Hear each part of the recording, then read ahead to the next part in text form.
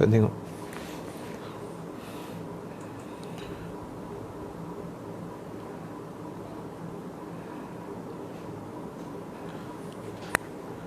Bismillahirrahmanirrahim. Assalamualaikum warahmatullahi wabarakatuh. Al-Fatihah. A'udzubillahi minasyaitonir. Bismillahirrahmanirrahim. Alhamdulillahi rabbil alamin. Ar-Rahmanir-Rahim. Maliki yaumiddin. Iyyaka na'budu wa iyyaka nasta'in.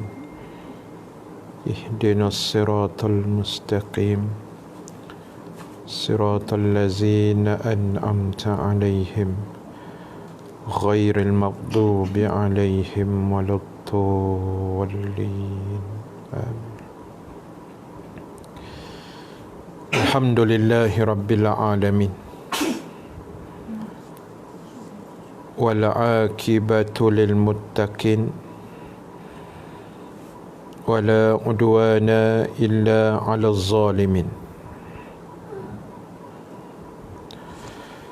Asyhadu an la ilaha illallah wahdahu la syarika lah. Wa asyhadu anna Muhammadan abduhu wa rasuluh. Allahumma salli wa sallim wa barik ala sayyidina Muhammad sallallahu alaihi wasallam wa ala alihi wa ashabihi ajmain. Rabbana iftah bainana wa baina qaumina bil haqq wa anta khairul fatihin.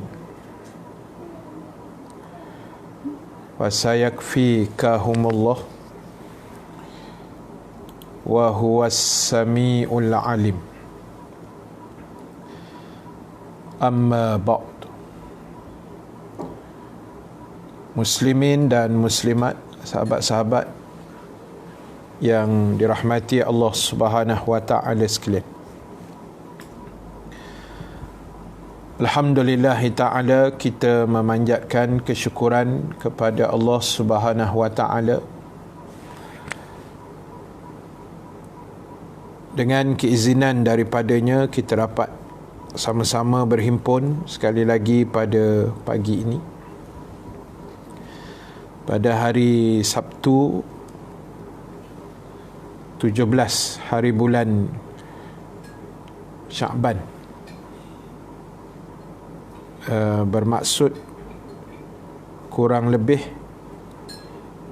kita akan meraihkan Ramadan Al-Mubarak lebih kurang 13 hari lah daripada sekarang, insya-Allah. Amin ya rabbal alamin. Sahabat yang dirahmati Allah Subhanahu wa taala sekalian, insya-Allah pada pagi yang mulia ini, ahlan wa sahlan kekanda Ustaz Halim Nasir yang sudi menyinggah pada pagi ini, dan juga sahabat-sahabat yang lain. insya-Allah mudah-mudahan apa yang kita akan kongsikan kurang lebih 1 jam lah pada pagi ini, insya-Allah mudah-mudahan akan mendapat kebaikan dan juga manfaat daripada Allah Subhanahu wa taala, daripada apa yang akan kita kongsikan ini, di mana kita masih lagi dalam menghuraikan dan melihat serta kita mengambil iktibar ataupun ibrah, pengajaran-pengajaran daripada surah As-Sajdah, surah nombor 32 dalam senarai susunan surah-surah Al-Quran. Dan insya-Allah pada pagi ini kita akan sambung bermula dengan ayat yang ke-15. Ayat yang ke-15. A'udzubillahi minasyaitonirrajim. Innama yu'minu biayatina allazina idza dzukkiru biha kharru sujjadan wa sabbahu bihamdi rabbihim wa hum la yastakbirun. Ayat 15.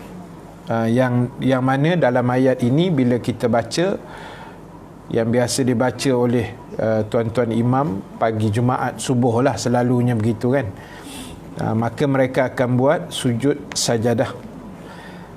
Di situ nanti kalau kita buka dalam Quran, kita akan jumpa tanda tu lah, tanda macam gambar apa tu, kubah masjid tu kan. Maka disunatkan kita sujud.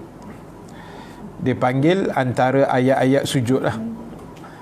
Baik, ayat 15 surah As-Sajadah, Allah Subhanahu Wa Ta'ala berfirman, sesungguhnya, ada kalimah taukid, ada huruf inna, innama, sesungguhnya.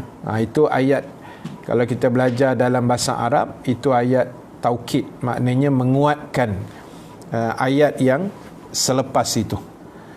Sesungguhnya, kata Allah, orang-orang yang beriman dengan ayat-ayat kami. Ayat-ayat maksudnya ayat-ayat Allah, ayat-ayat kami juga maksudnya keterangan-keterangan Allah, petunjuk-petunjuk Allah yang menggambarkan kekuasaan Allah. Itu makna ayat-ayat kami. Sesungguhnya orang yang beriman dengan ayat-ayat kami hanyalah orang yang apabila diingatkan kepadanya dengan ayat-ayat kami, mereka menyungkur sujud. Mereka sujud kepada Allah, kemudian dan bertasbih serta memuji Tuhannya, dan mereka tidak menyombongkan diri. Jadi sahabat sekalian, firstly, terima kasih pada semua yang sempat menyinggah pada pagi Sabtu ini. Dalam keadaan saya tengok cuaca di rumah saya di Sungai Buloh ni macam mendung sikit lah. Tak pastilah di tempat sahabat semua. Kan ada yang baru lepas masak kan, sempat menyinggah. Alhamdulillah, daripada Indonesia pun ada. Terima kasih banyak. Jadi insya-Allah kita akan tengok ayat 15 surah As-Sajadah, di mana Allah Subhanahu Wa Ta'ala dalam ayat ini Allah menceritakan perihal dan persoalan sifat orang beriman, iaitu apabila diperingatkan dengan ayat-ayat Allah Subhanahu Wa Ta'ala, mereka akan tersungkur sujud.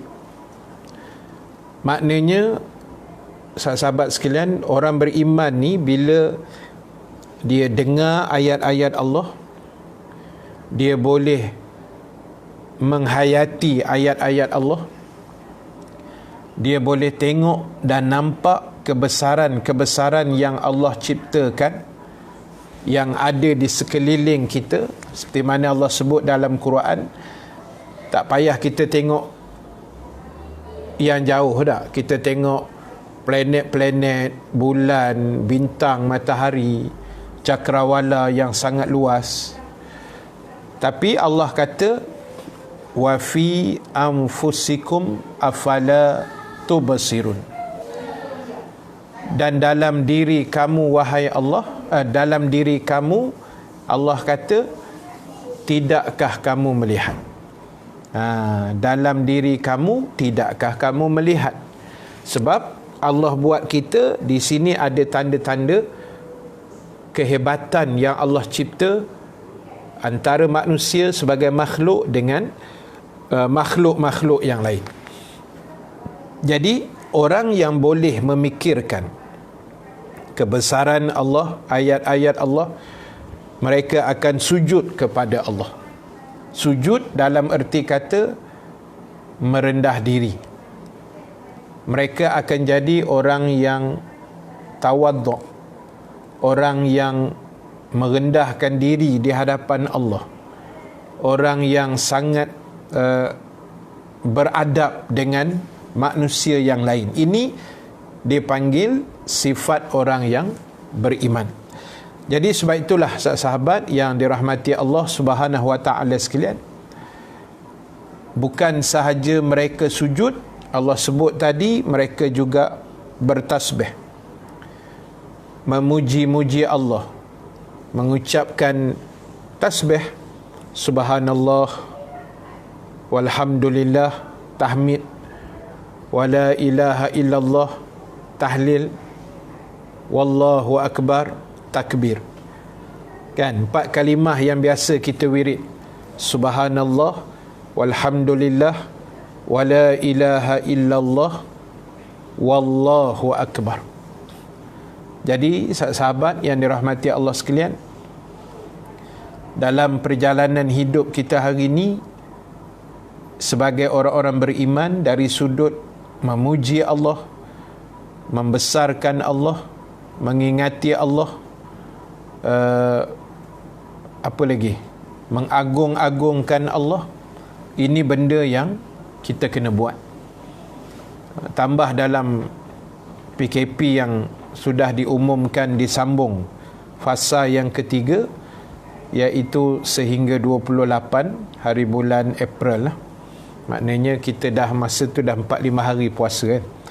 Jadi sahabat sekalian, ini penting dan ini mustahaknya bila kita kuliah, bila kita mengaji, bila kita duduk dalam majlis ilmu, supaya kita tahu perjalanan hidup kita ni akan disusun dengan baik. Kita boleh mengatur sendiri berdasarkan ilmu-ilmu yang kita ada.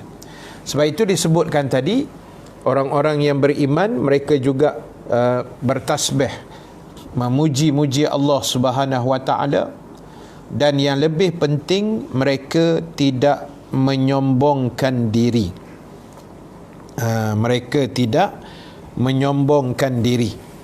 Kita bincang ayat 15 surah Sajadah, muka surat 416. Terima kasih.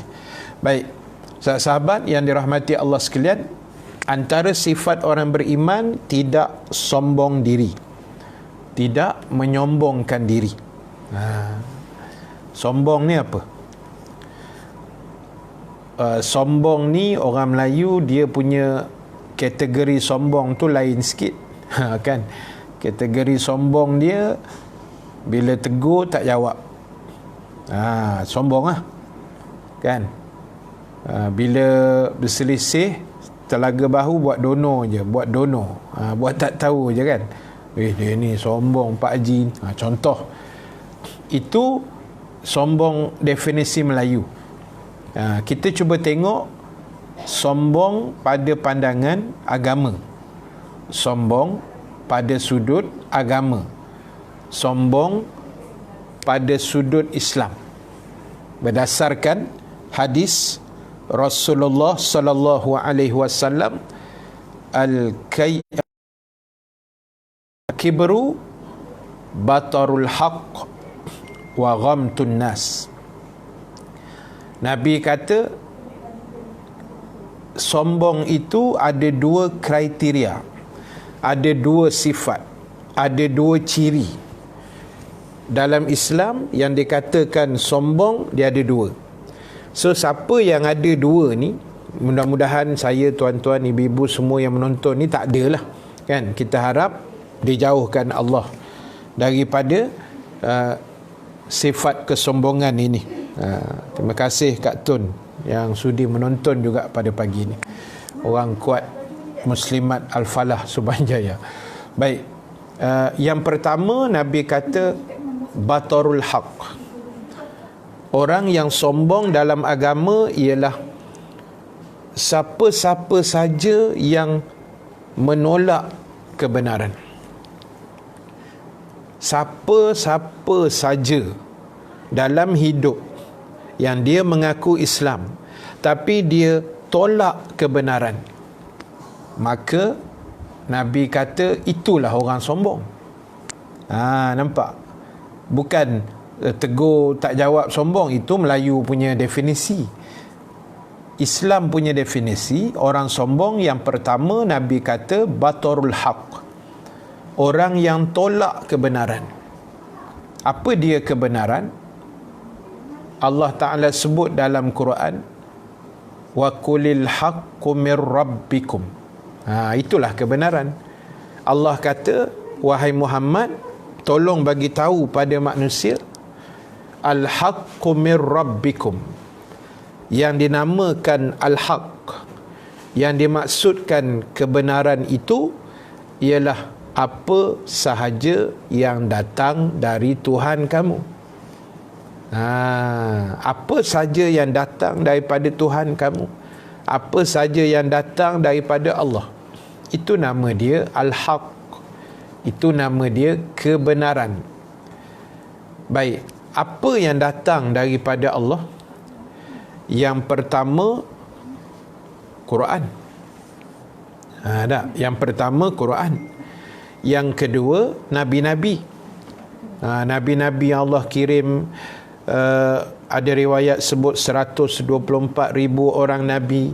Daripada itu ada 313 yang diangkat menjadi rasul, dan daripada 313 itu 25-nya dipanggil rasul-rasul pilihan. Iaitulah rasul yang namanya tercatat dalam Quran ada 25 orang saja. Dan daripada 25 itu pula ada 5 yang diangkat makamnya menjadi ulul azmi, rasul yang memiliki ujian yang paling hebatlah di kalangan rasul yang lain. Jadi rasul itu juga adalah kebenaran. Quran itu kebenaran, rasul itu pun kebenaran. Hukum hakam Allah pun itu kebenaran. Arahan-arahan Allah pun kebenaran. So, siapa yang tolak semua benda ni, maka mereka itulah yang disebutkan tadi sebagai orang yang sombong. Itu definisi sombong dalam agama. Sebab itu sahabat sekalian, kita jangan tolak Nabi, jangan tolak pewaris Nabi, jangan tolak. Siapa pewaris Nabi? Para alim ulama, kan? Para alim ulama. Itu jangan ditolak. Sebab bila kita tolak, maknanya kita menolak kebenaran. Apatah lagi hari ini ada orang sanggup menghina Nabi, menghina sunnah Nabi, menghina hukum hakam agama. Ini semua sebenarnya orang yang sombong, menghina para alim ulama, orang-orang yang baik-baik, orang yang soleh. Jadi sahabat sekalian, kita elakkan diri kita daripada menolak perkara-perkara yang disebut dengan kebenaran. Sebab bila kita tolak kebenaran, kita jadi orang yang sombong. Sedangkan ayat 15 surah As-Sajadah menyebut di hujungnya tadi, orang beriman itu orang yang wahum la yastakbirun, mereka yang tidak menyombongkan diri kepada Allah. Baik, sahabat yang dirahmati Allah sekalian, terima kasih yang terus menonton, yang baru masuk menonton, mudah-mudahan dirahmati Allah. Yang kedua, Nabi sebut takrifan orang yang sombong, iaitu wa ghamtun nas, orang yang suka menghina manusia yang lain. Suka menghina ni maksud dia apa? Menghina yang tak kena gaya. Macam tu. Orang tu baik, orang tu soleh, orang tu terkenal dengan kebaikan, tiba-tiba kita hina. Itu tak boleh. Itu makna kita sombong. Sebab kita hina manusia. Dia hakikatnya manusia ni tak boleh kita hina, sebab kita tak tahu antara kita dengan orang yang kita hina ni Siapa yang lebih hebat kan? Kita tak tahu, tantah orang yang dihina tu lebih hebat daripada kita. Orang yang dihina tu mungkin lebih alim daripada kita, mungkin lebih berakhlak daripada kita, mungkin lebih berilmu daripada kita. Sebab itu kita tak boleh sewenang-wenangnya menghina manusia. Tak boleh. Kecuali yang disebut oleh para ulama, kamu kena hina orang yang dihina oleh Allah, dan kita mesti memuliakan orang yang dimuliakan oleh Allah. Itu baru betul. Bukan hina tu langsung tak boleh. Boleh, tapi mesti kena pada situasinya. Contoh, bila kita sebut Abu Jahal, so dia punya lafaz penghinaan dia apa? Laknatullahi alaih. Abu Lahab, laknatullahi alaih. Tiba-tiba kita kata, mana boleh ustaz kita hina dia. Tak, memang dia layak dihina. Kan? Sebab dia menghina Nabi, menentang Nabi, menghina Allah, Rasul, apa semua. Jadi dia layak dihina. Sebab itu disebut Abu Jahal, Abu Lahab, laknatullahi alaih. Kita tak boleh sebut Abu Jahal radhiyallahu an. Tak boleh. Radhiyallahu an ni Allah redha pada mereka, itu layak kepada para sahabat Nabi saja. Sebab itu sahabat sekalian, ini pentingnya kita mengaji, kan? Kita kuliah biar kita reti lah. Biar kita reti ilmu. Sebab kadang-kadang orang tak faham, kan? Adalah cerita, saya tak tahu betul ke tidak kan, tapi adalah cerita-cerita lawak tu. Ada satu kisah tu, dia bawa makcik-makcik kampung, kan, pergi ziarah ke Mesir. Bawa pergi Mesir, kan. Mesir ni terkenal dengan Firaun lah. Jadi pergi melawat piramid lah. Lepas tu dia tanya ustaz tu, ustaz ni piramid ni tempat apa ni? Ustaz tu kata piramid ni tempat mayat-mayat Firaun tu dikebumikan dalam tu. Macam kubur lah, kan, asalnya kubur lah. Jadi geng makcik ni kata, okey ustaz, kalau macam tu kita buat tahlil ustaz.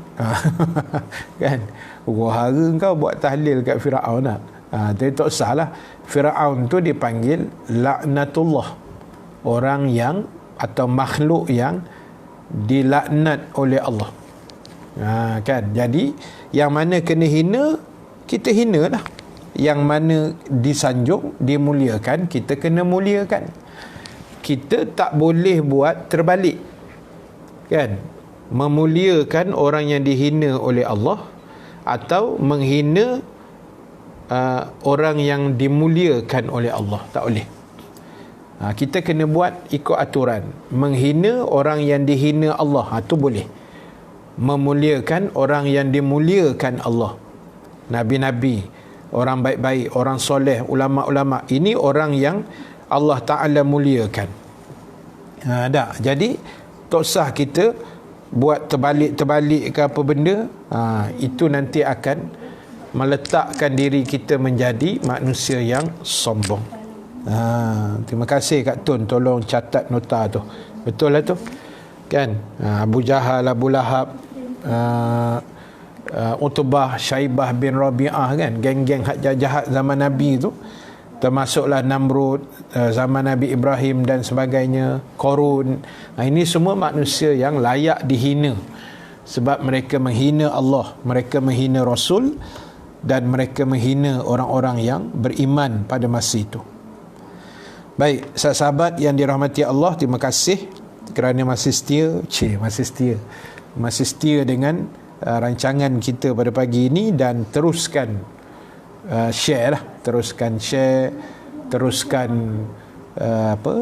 memberi komen-komen yang baik. Mudah-mudahan Allah memberkati kita, insya-Allah. Baik, sahabat yang dirahmati Allah sekalian, itu ayat 15 surah As-Sajdah. Baik, kita sambung ayat nombor 16. a'udzubillahi minasyaitonirrajim. Tatajafa junubuhum 'anil madaji' yad'una rabbahum khaufan wa tama'a wa mimma razaqnahum yunfikun. Allah sambung lagi kriteria sifat-sifat orang yang beriman. Apa dia? Ustaz, kalau Siti Kasim Siti Kasim Siti Kasim Siti Kasim ni ialah secara zahirnya memang kita tengok kenyataan-kenyataan dia banyak bercanggah kan. Banyak bercanggah dengan agama, banyak menggunakan logik akal. Jadi orang-orang macam ni ialah dalam situasi yang sama memanglah dia membuka ruang dirinya dihina. Tetapi sebagai akhlak orang beriman juga, sebabkan dia tu masih hidup kan. Yang Abu Jahal, Abu Lahab tu semua dah mati lah. Jadi untuk golongan ini dia ada special sikit, iaitu kita doakan mereka mendapat petunjuk. Cantik soalan tu. Kita doakan mereka mendapat petunjuk. Walaupun hati kita kan menggelegak ni, tengok muka pun dah kan menyerap darah ni, BP kita naik dah, blood pressure kita naik melantun-lantun kan, geram aja kan dengan kenyataan dia, dengan gaya dia bercakap tak. Tapi dalam masa yang sama, disebabkan dia tu masih hidup, disebabkan dia tu masih hidup, maka kita doakan endingnya besok ataupun sebelum dia mati, dia sempat bertaubat. Bukan kita kata kita ni bagus sangat, tak, tapi kita ambil peluang itu sebab dia masih hidup kan. Sebab Imam Ghazali kata bantai kena bantai dalam dakwah ni kan, tibai kena tibai lah, belasah kena belasah. Imam Ghazali kata, tapi sifat kasihan tu kena ada. Pada hidayah Allah, rahmat Allah, so doakan dia, insya-Allah dah. Itu yang terbaik. Baik, saya nak baca sikit hadis, sahabat sekalian. Hadis ni okey juga, menarik. Hadis ni menarik juga. Ambil mungkin Ustaz Alim dia mahir kitab ni, kan. Arab kata dia mashi kan. Mahir kitab ni. Ustaz dia biasalah kitab Wabak Sepanjang Zaman, oleh almarhum Syahid Dr. Said Muhammad Noh, yang saya punya ni lah. Jadi saya nak ambil satu dua hadis dalam ni yang tadi berkait dengan hidayah tu kan. Okey. Antaranya Nabi SAW pernah berpesan kepada umatnya. Nabi bersabda, innal abda la ya'malu amala ahlin nar wa innahu min ahlil jannah wa ya'malu amala ahlil jannah wa innahu min ahlin nar wa innamal a'malu bil khawatim. Yang bermaksud, sesungguhnya kata Nabi, terdapat seorang hamba yang melakukan amalan ahli neraka padahal ianya ahli syurga. Ada orang hari ni dia hidup tu amalan dia macam ahli neraka kan, tak semayang, dedah aurat, hina Islam, maki ulama, tu. Sedangkan dia ahli syurga kata Nabi. Bawa tenang dulu, dengar hadis ni bagi habis. Dan Nabi kata, terdapat pula seorang yang melakukan amalan ahli syurga. Dia semayang, dia puasa macam kita kan, yang buat amalan ahli-ahli syurga ni, insya-Allah. Padahal Nabi kata ianya adalah ahli neraka. Wal iyazubillah. Dan Nabi tutup hadis itu, Nabi kata sesungguhnya segala amalan itu dinilai pada penghujungnya. Jadi sahabat sekalian, itu sebab saya kata tadi, kita ni sebenarnya tak apa. Sekarang kita sedang buat amalan ahli syurga. Bismillah, teruskan. Mudah-mudahan insya-Allah endingnya pun ahli syurga. Sebab kita kena ingat, sebab itu saya kata tadi, bila kita tengok hari ni ada orang tak semayang lagi, ada orang lawan Islam, ada orang dedah aurat, ada orang jauh daripada agama kan, kita jangan cepat sangka jahat pada diorang. Kita tengok dia ni free hair kan, oh dia ni ustaz orang ketiga ni masuk neraka besok ni, kan, kita jangan.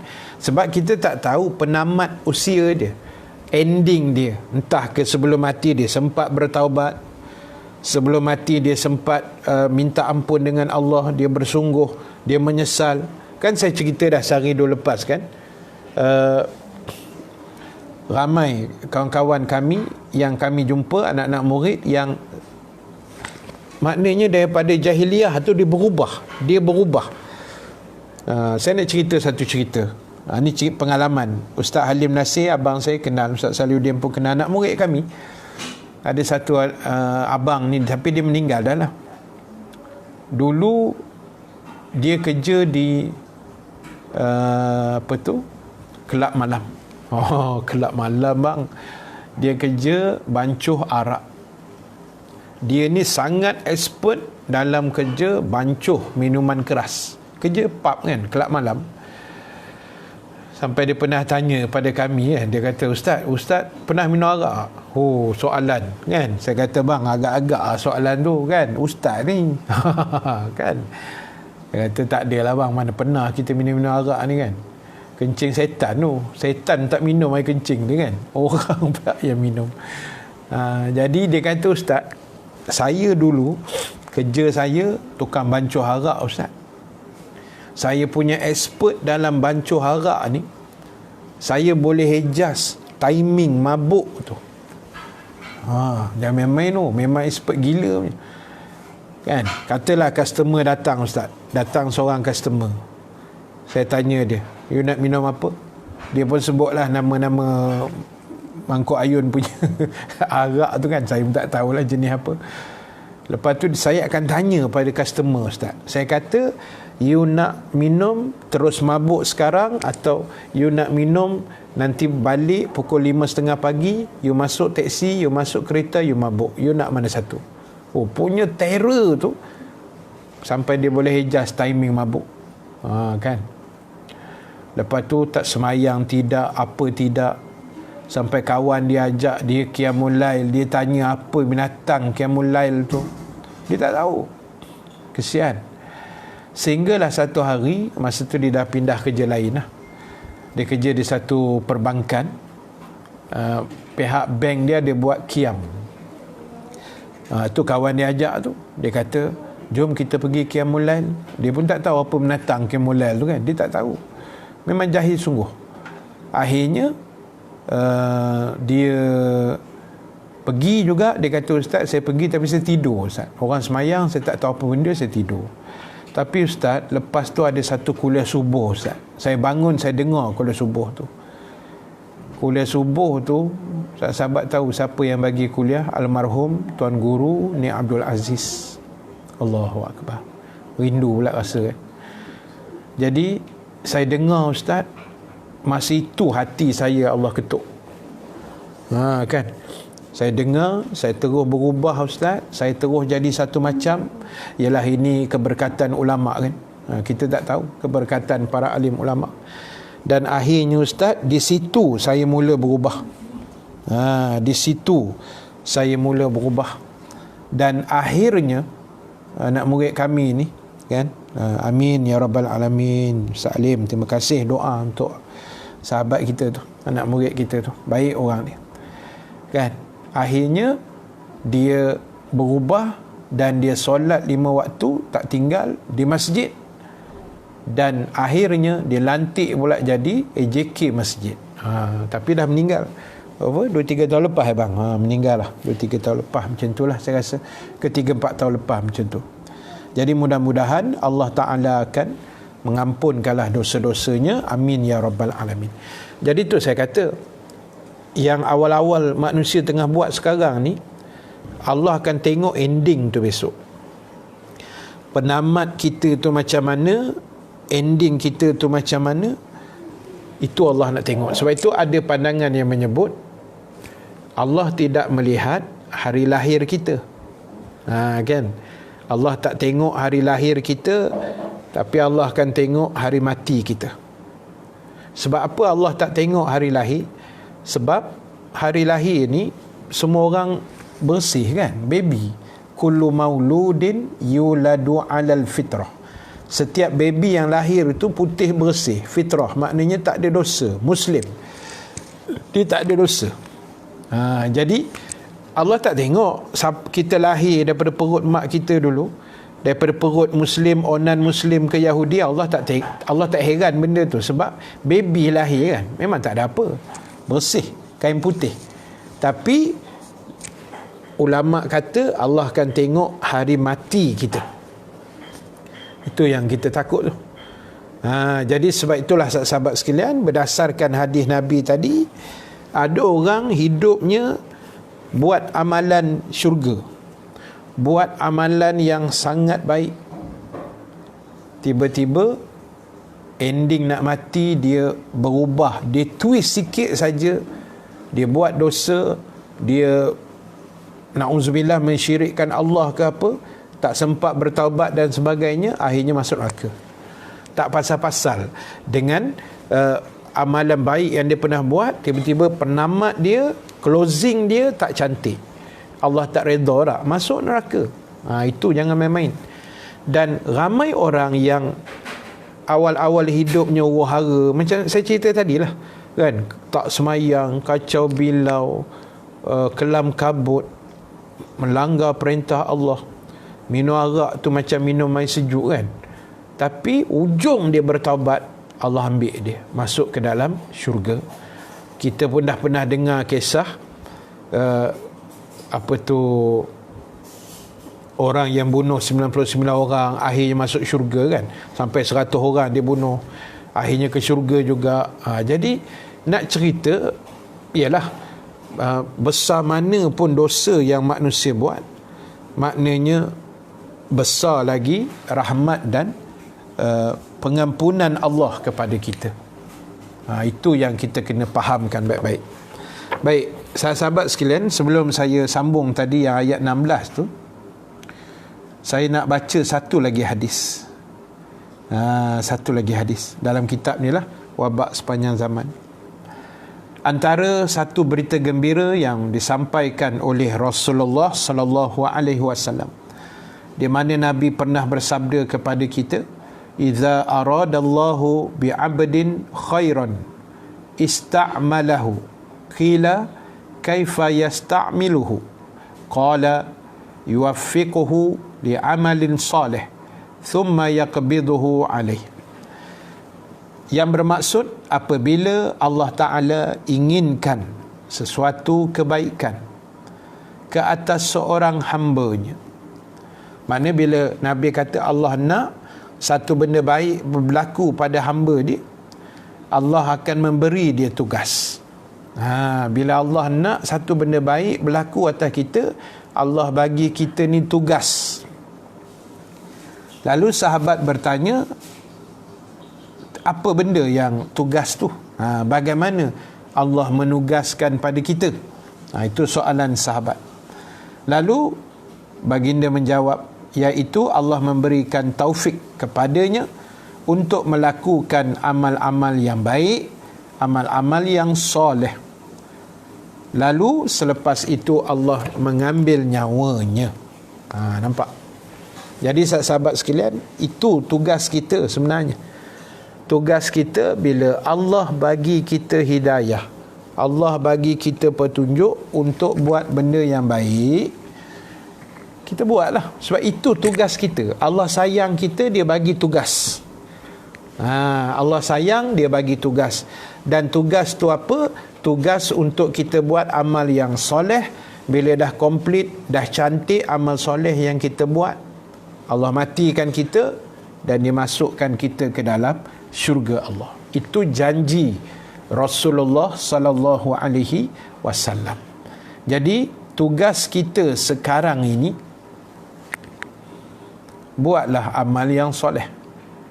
Kan? Buatlah amal-amal yang soleh, amal-amal yang baik.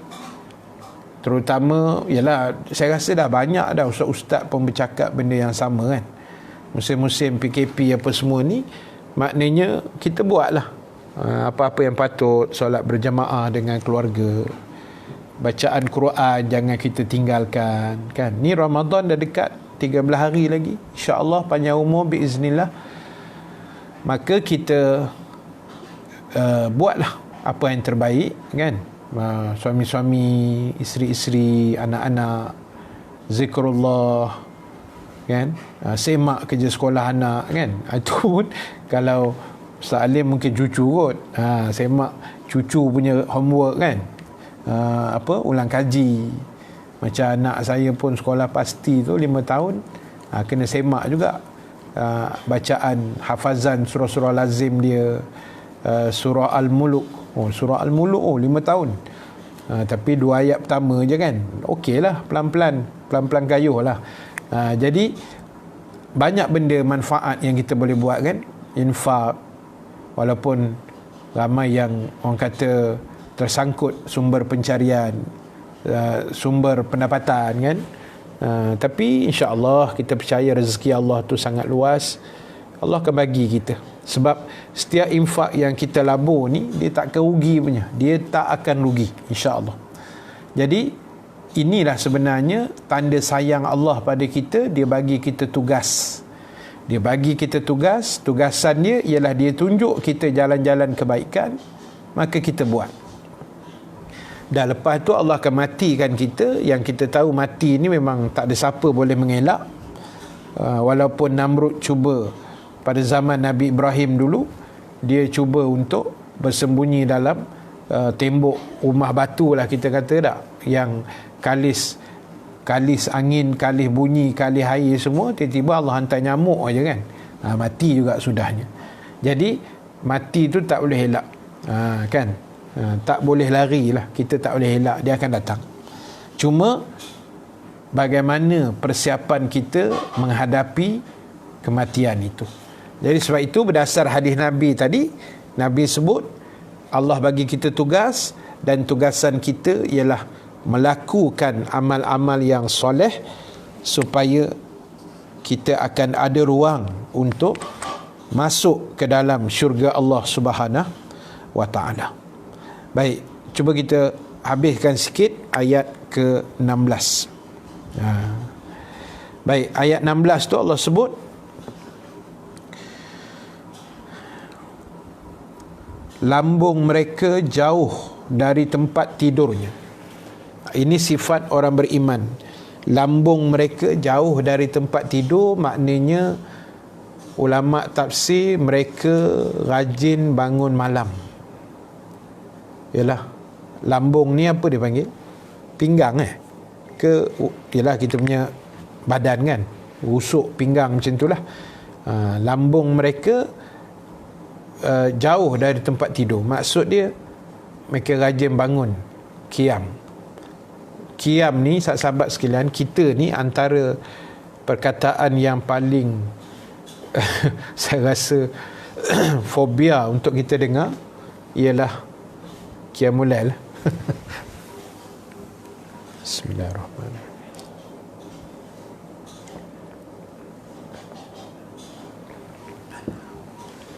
Nah, perkataan yang paling fobia ialah qiyamul lail kan.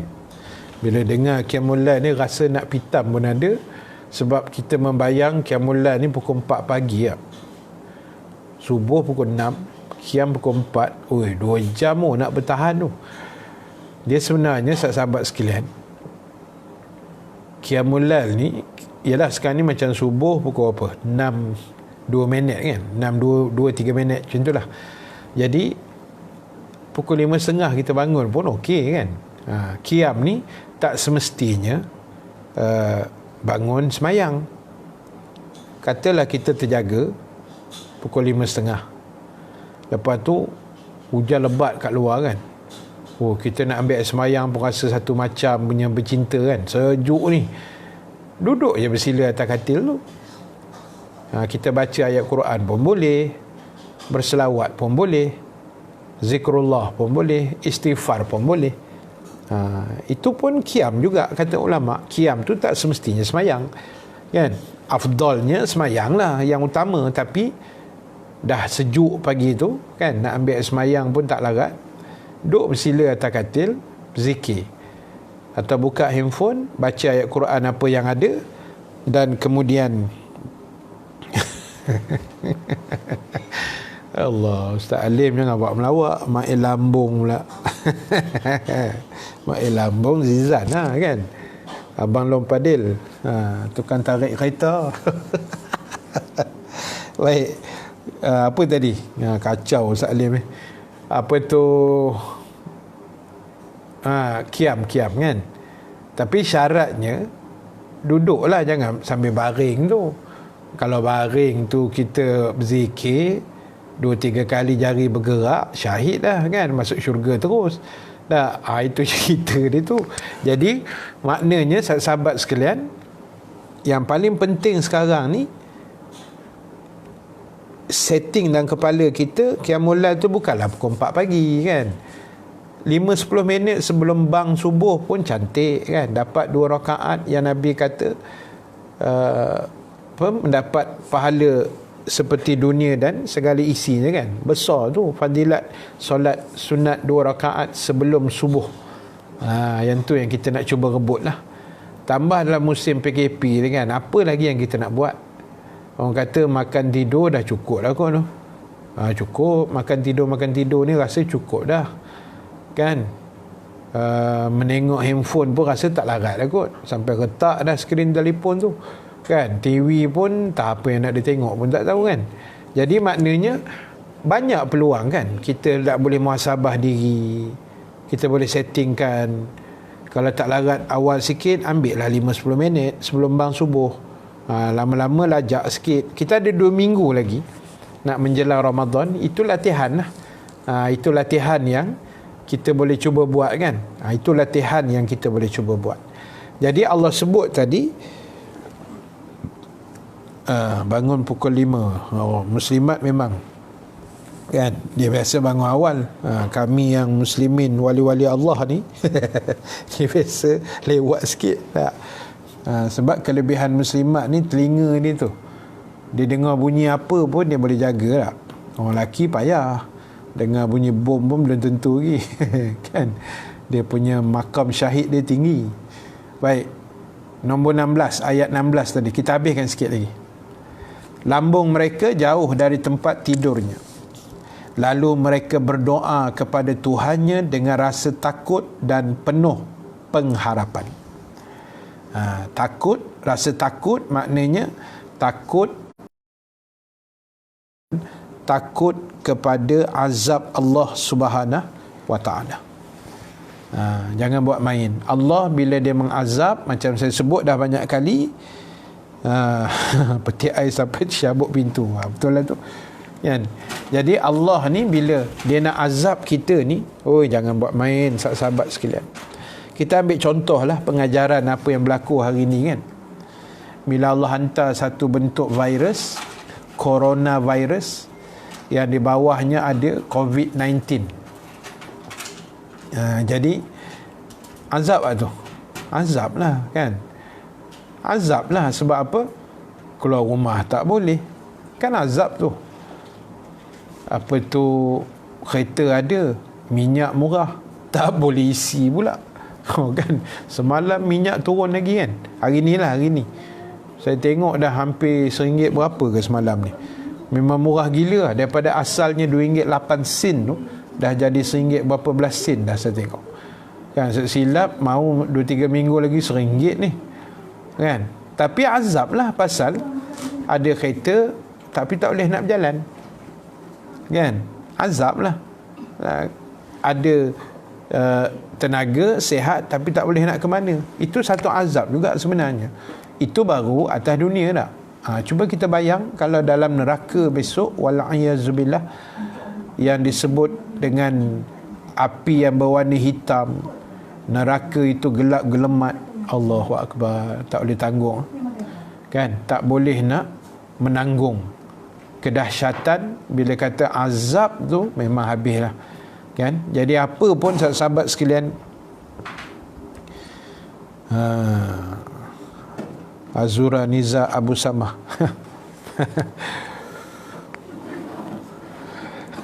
alamak bro, itu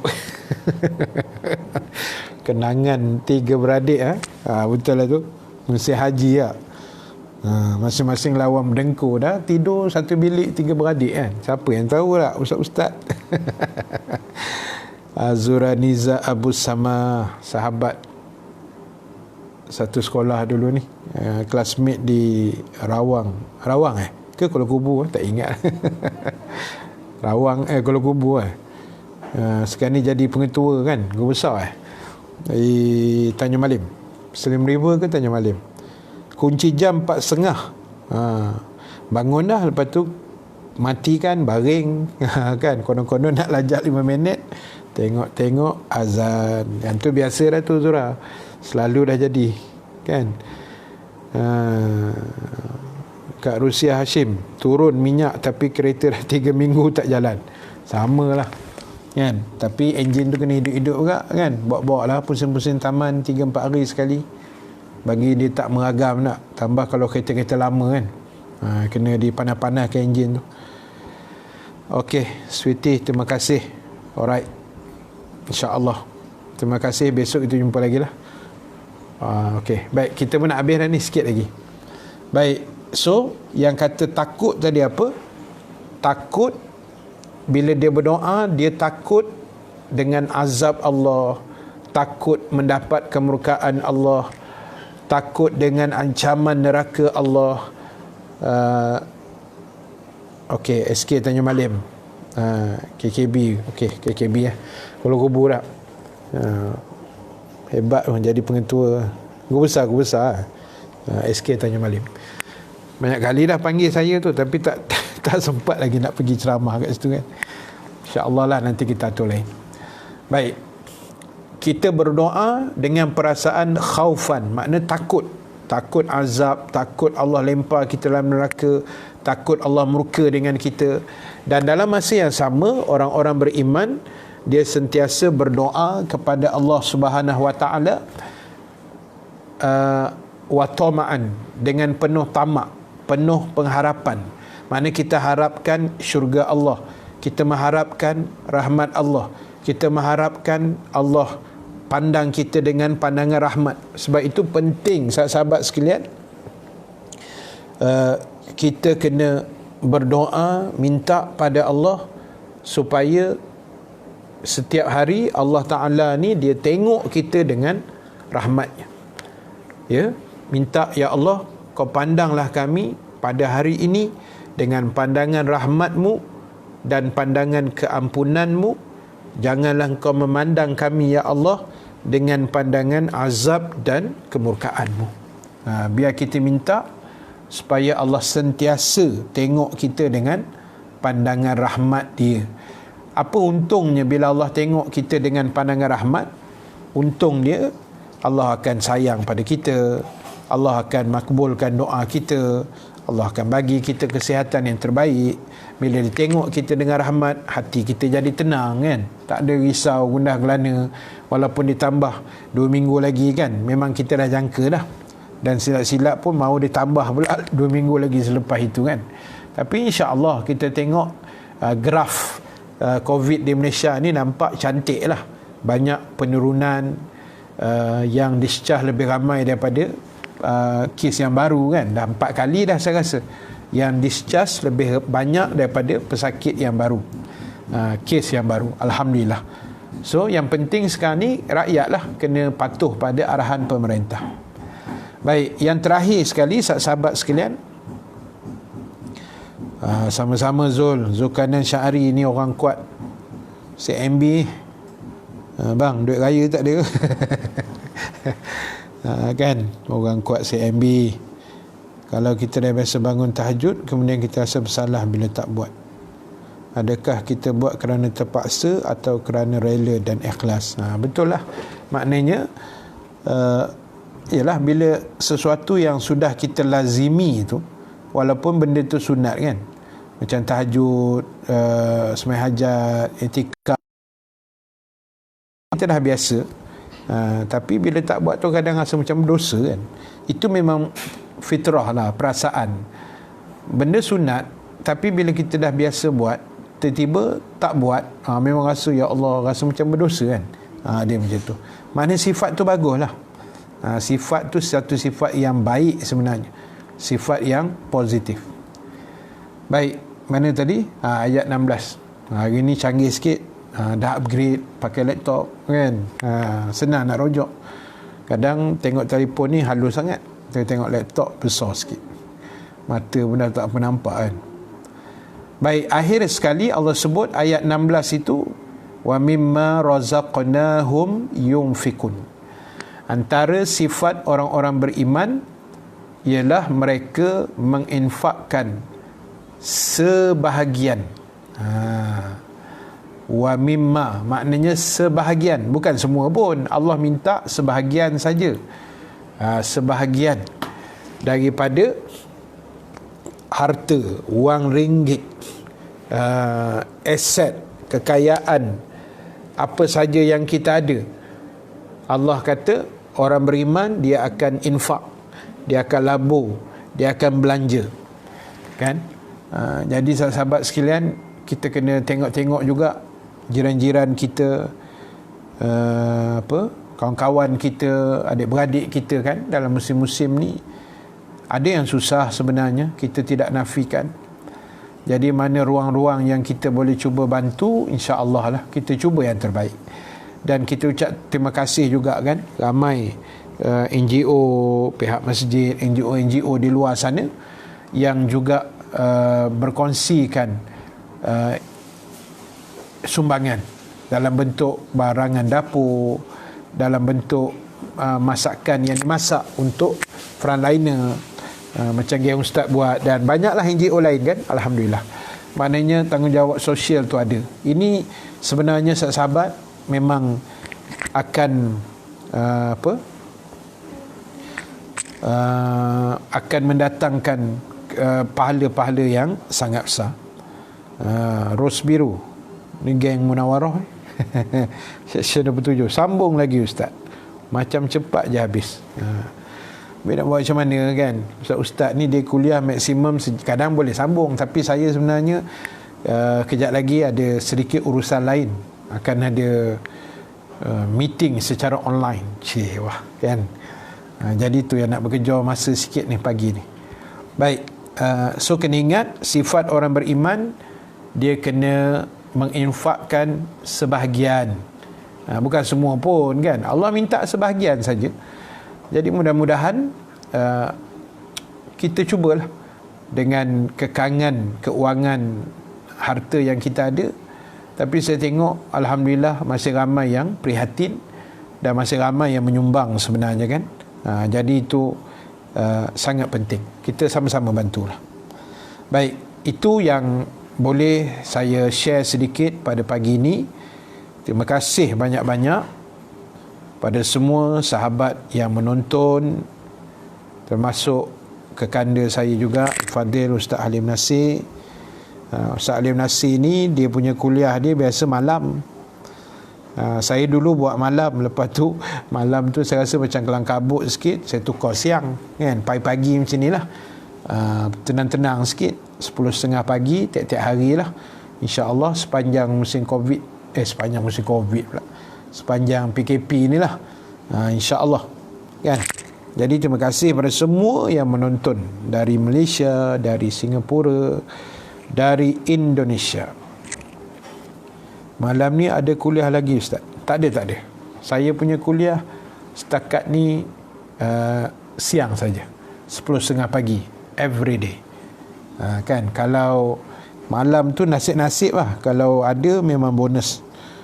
Dia tengok keadaan juga kan. Tapi so far belum ada lah. Malam banyak kuliah ustaz-ustaz lain. Sebab sekarang ni kita banyak guna teknologi kan. Kita banyak guna aplikasi yang boleh buat live secara orang kata ramai-ramai. Macam kami forum Tiga Beradik baru ni, semalam Ustazah Asma Harun dengan Datuk Siti Nurhaliza, malam tadi Ustaz Ahmad Dasuki dengan Nialofa kan. Jadi baguslah. Dah semua terkurung ni, tak tahu buat apa, masing-masing buat live dengan ustaz-ustaz je lah kan. Jadi itulah teknologi, so kita guna baik-baik. So sahabat sekalian, terima kasih sekali lagi. Dan boleh, siapa nak infak boleh masuk dalam akaun audio kuliah tu yang tertera tu, AK Fastaqim Global Maybank Islamic, sebagai RM1-2 pun tak apa kan. Duit-duit tu kita akan guna untuk kebajikan, untuk online punya program. Dan baru ni 2-3 hari lepas, kalau tuan-tuan tengok dalam Facebook audio kuliah, kita ada bagi sumbangan berjumlah RM1,500 kepada mangsa-mangsa ribut di SIK Kedah. Kan baru ni SIK kena ribut kan, yang ada mati kena panas petir 2 orang tu. Jadi kita ada bagi setakat yang kita mampu lah. Dengan jumlah yang kita ada, kita bagi RM1,500 pada wakil di sana lah, untuk dia aturkan sumbangan tu yang terbaik mungkin. Jadi sahabat boleh infak lah RM1-2 dalam akaun audio kuliah itu. Dan yang kedua, insya-Allah kita akan jumpa besok pagi lah, hari Ahad kan. Dia sekarang ni hari Sabtu ke Ahad dah tak rasa apa-apa dah. Dia tak rasa macam hujung minggu pun, dah lama benar terkurung. Dia jadi begitulah ya. Terima kasih Hairi daripada Medan, Indonesia. Rahmah Ismail, Azami Abu Bakar, Habibah Abdullah. Terima kasih banyak semua yang menonton, yang komen, yang bagi pandangan. Jadi mudah-mudahan Allah akan memberkatilah, insya-Allah. Amin ya rabbal alamin. Baik, ada satu hajat sebenarnya saya nak wawarkan daripada jamaah kita juga, daripada Haji Kasyaf daripada Surau Al-Kausar, yang saya pernah doakan anak beliau Dr. Muhammad Faiz supaya dapat posting di hospital di Belaka Kuantan kan. Kita dah doakan beberapa hari lepas. Sebenarnya semalam beliau ada WhatsApp, tapi saya tak sempat baca kelang kabut semalam, saya terus kuliah. Jadi saya forwardkan WhatsAppnya tu pada hari inilah. Saya bacakan WhatsAppnya. Dia kata, Ustaz, saya mohon Ustaz dan jamaah semua tolong doakan agar anak sulung saya Dr. Muhammad Faiz, yang kita doakan itu hari lah, dan rakan-rakan doktor dan nurse di hospital UIA di Kota SAS Kuantan dihindarkan dan dilindungi daripada virus COVID-19. Ini adalah disebabkan seorang pesakit yang perlu dibuat operation tidak jujur. Ini masalah ni kan, yang jadi virus tu tak boleh nak dihalang sebab ada pasien yang tak jujur lah. Dia ada sejarah perjalanan, dia ada tanda-tanda positif ke apa, tanda-tanda demam, tapi dia tak jujur. Itu masalah. Dan menyembunyikan fakta bahawa beliau pernah berhubung dengan pesakit COVID-19, dan bila diperiksa pesakit tersebut juga ada COVID-19, mungkin positif. Dan semenjak semalam, ramai doktor dan nurse yang pernah berinteraksi atau ada kontak direct dengan pesakit tersebut dahlah pula terpaksa dikuarantinkan pula. Kan ada satu kerja tu kan, dia kerana seorang, habis doktor-doktor yang terlibat dengan nurse yang ada kontak direct dengan pesakit yang tidak jujur ni, terpaksa dikuarantin. Dan disebabkan pesakit yang tidak bertanggungjawab ini, hospital telah kekurangan doktor dan pakar dan telah menyusahkan ramai orang. Jadi mohon Ustaz mendoakan agar Dr. Faiz, anak sahabat kita ni, dan rakan-rakannya selamat ataupun dihindarkan daripada COVID inilah, insya-Allah. Jadi kita doakan bersama, mudah-mudahan diberkati dan diterima Allah Subhanahu Wa Taala. Mudah-mudahan Allah selamatkan kita semua, insya-Allah. Jadi sekali lagi terima kasih pada semua. InsyaAllah kita jumpa pada besok 10.30 pagi macam biasa. Kita sambung ayat yang berikutnya lah, insya-Allah. Jadi marilah kita tangguhkan dulu majlis kita pada pagi ini dengan tasbih kafarah suratul As dan bacaan doa. Subhanakallahumma wa bihamdika nashhadu an la ilaha illa anta nastaghfiruka wa natubu ilaik. Bismillahirrahmanirrahim. Wal asri innal insana lafi khusr illa allazina amanu wa amilus salihat wa tawasaw bil haqq wa tawasaw bis sabr. Bismillahirrahmanirrahim. Alhamdulillahirabbil alamin wassalatu wassalamu ala asyrafil anbiya'i wal mursalin Sayyidina Muhammad wa ala alihi wa sahbihi ajma'in. Allahumma ja'al jam'ana haza jam'an marhuma wa tafarruqana min ba'dihi tafarruqan ma'suma wa la taj'alillahumma fina syaqiyan wala mahruman wala matruda. Ya Allah Tuhan kami, pandanglah kami pada hari ini dan hari-hari yang mendatang, ya Allah, dengan pandangan rahmat dan keampunan-Mu, ya Allah. Janganlah Engkau memandang kami dengan pandangan azab dan kemurkaan-Mu, ya Allah. Ya Allah Tuhan kami, berilah kesembuhan kepada seluruh pesakit-pesakit COVID-19 yang positif, ya Allah. Mudah-mudahan mereka segera sembuh dengan qadar yang paling segera, ya Allah.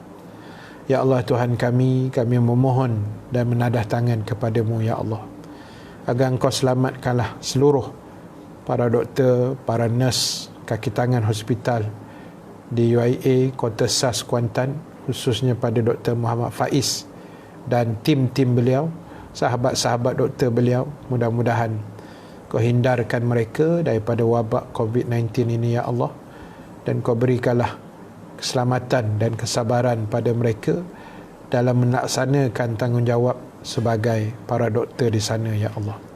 Rabbana alaika tawakkalna wa ilaika anabna wa ilaikal masir. Rabbana atina fid dunya hasanah wa fil akhirati hasanatan wa qina azabannar. Wa sallallahu ala sayidina Muhammad walhamdulillahi rabbil alamin. Assalamualaikum warahmatullahi wabarakatuh.